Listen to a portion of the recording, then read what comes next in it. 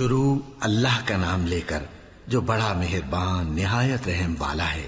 الف لام میم، یہ کتاب یعنی قرآن مجید، اس میں کچھ شک نہیں کہ اللہ کا کلام ہے، پرہیزگاروں کے لیے رہنما ہے جو غیب پر ایمان لاتے اور آداب کے ساتھ نماز پڑھتے اور جو کچھ ہم نے ان کو عطا فرمایا ہے اس میں سے خرچ کرتے ہیں، اور جو کتاب اے پیغمبر تم پر نازل ہوئی اور جو کتابیں تم سے پہلے پیغمبروں پر نازل ہوئیں سب پر ایمان لاتے اور آخرت کا یقین رکھتے ہیں۔ یہی لوگ اپنے پروردگار کی طرف سے آئی ہوئی ہدایت پر ہیں اور یہی لوگ کامیاب ہیں۔ جو لوگ کافر ہیں انہیں تم نصیحت کرو یا نہ کرو ان کے لیے برابر ہے، وہ ایمان نہیں لانے کے۔ اللہ نے ان کے دلوں اور کانوں پر مہر لگا رکھی ہے اور ان کی آنکھوں پر پردہ پڑا ہوا ہے اور ان کے لیے بڑا عذاب تیار ہے۔ اور بعض لوگ ایسے ہیں جو کہتے ہیں کہ ہم اللہ پر اور روز آخر پر ایمان رکھتے ہیں، حالانکہ وہ ایمان نہیں رکھتے۔ یہ اپنے خیال میں اللہ کو اور مومنوں کو دھوکہ دیتے ہیں، مگر حقیقت میں اپنے سوا کسی کو دھوکہ نہیں دیتے اور اس سے بے خبر ہیں۔ ان کے دلوں میں کفر کا مرض تھا، اللہ نے ان کا مرض اور زیادہ کر دیا اور ان کے جھوٹ بولنے کے سبب ان کو دکھ دینے والا عذاب ہوگا۔ اور جب ان سے کہا جاتا ہے کہ زمین میں فساد نہ ڈالو تو کہتے ہیں کہ ہم تو اصلاح کرنے والے ہیں۔ دیکھو یہ بلا شبہ مفسد ہیں لیکن خبر نہیں رکھتے۔ اور جب ان سے کہا جاتا ہے کہ جس طرح اور لوگ ایمان لے آئے تم بھی ایمان لے آؤ تو کہتے ہیں بھلا جس طرح بے وقوف ایمان لے آئے ہیں اسی طرح ہم بھی ایمان لے آئے۔ سن لو کہ یہی بے وقوف ہیں لیکن نہیں جانتے۔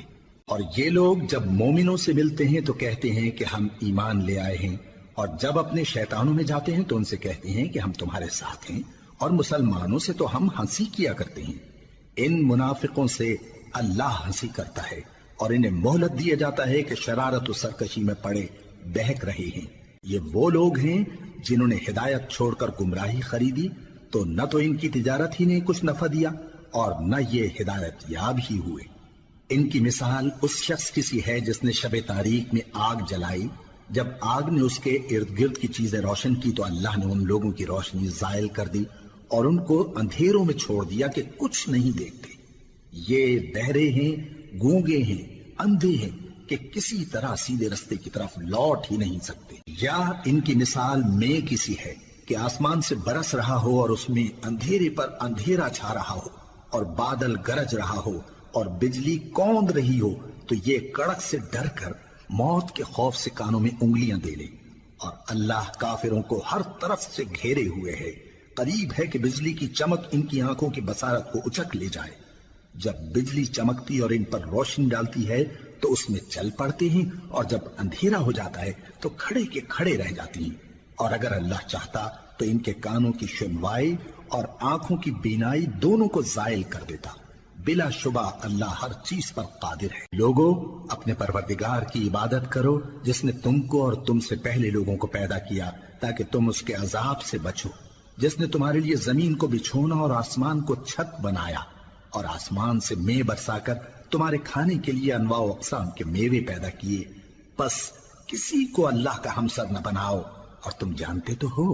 اور اگر تم کو اس کتاب میں جو ہم نے اپنے بندے پر نازل فرمائی ہے کچھ شک ہو تو اسی طرح کی ایک صورت تم بھی بنا لاؤ، اور اللہ کے سوا جو تمہارے مددگار ہوں ان کو بھی بلا لو اگر تم سچے ہو۔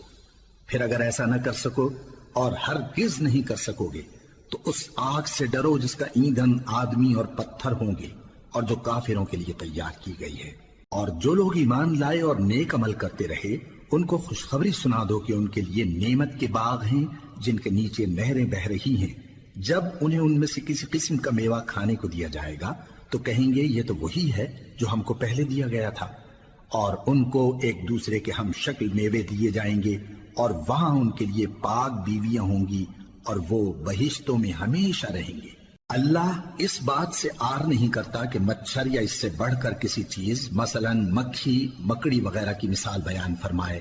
اب جو مومن ہیں وہ یقین کرتے ہیں کہ وہ ان کے پروردگار کی طرف سے سچ ہے، اور جو کافر ہیں وہ کہتے ہیں کہ اس مثال سے اللہ کی مراد ہی کیا ہے۔